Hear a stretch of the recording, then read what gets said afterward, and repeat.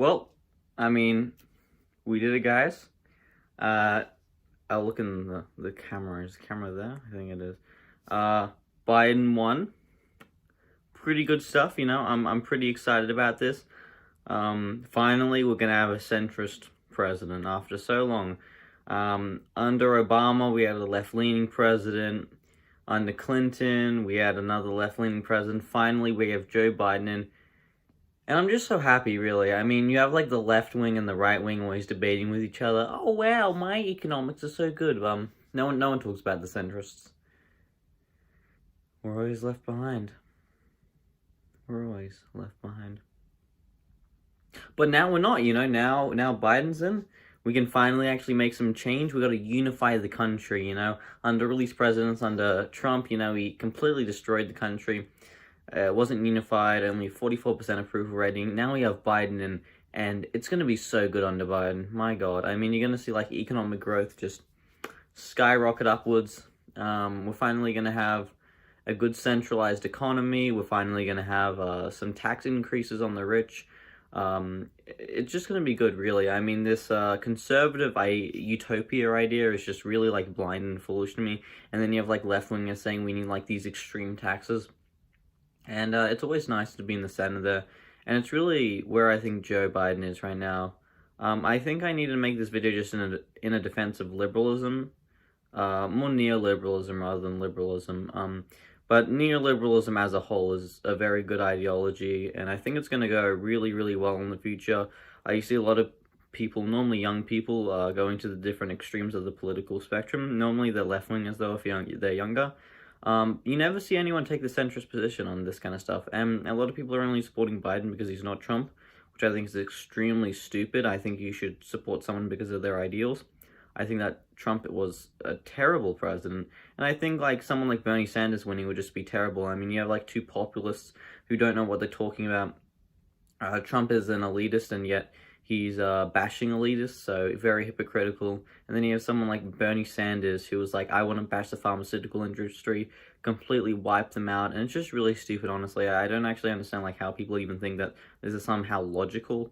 Oh wow, I want to get rid of all of this stuff that the government's providing me on Trump's side. And then also he's saying, oh wow, I want big military, I want more government spending on military. I'm going to put us in so much debt. I mean, he's put America in more debt than even Obama did, and you can say, oh wow, he's created so many jobs. It's like, yeah, but I mean, at the cost of like all the debt that he's created, and at the cost of all of the things that he's created for America, like all of the bad negotiations that he's made, it's just really, really terrible. I think Biden's gonna be nicer to China, which I think is really good. I think that because Trump is hurting our relations with China so much, it's going to be really hard to actually make economic deals with them in any sort of political way.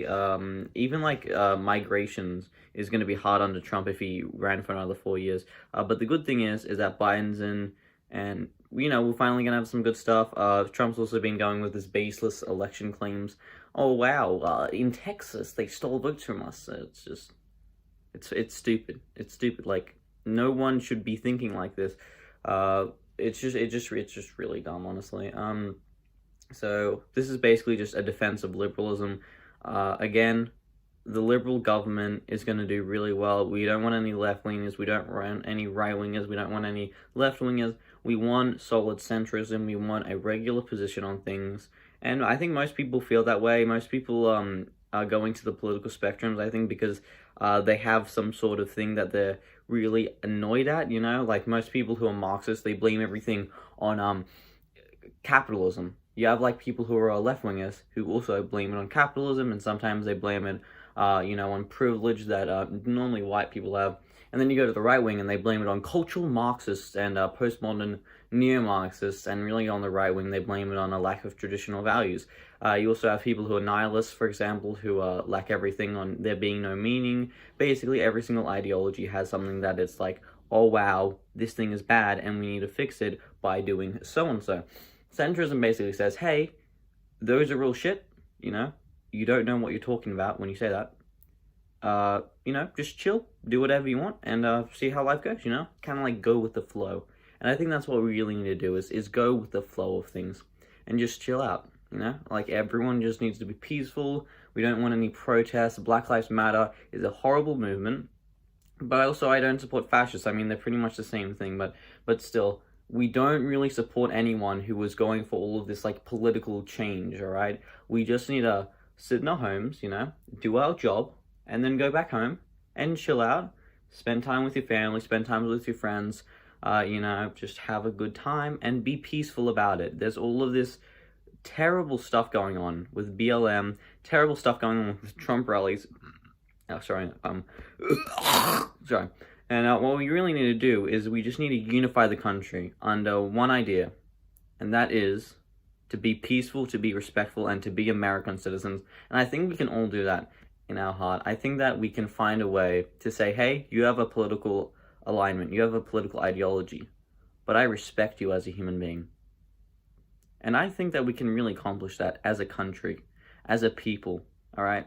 And I don't care about your race or your sex. You are a human being to me. I respect you, unless you're a piece of shit, in which case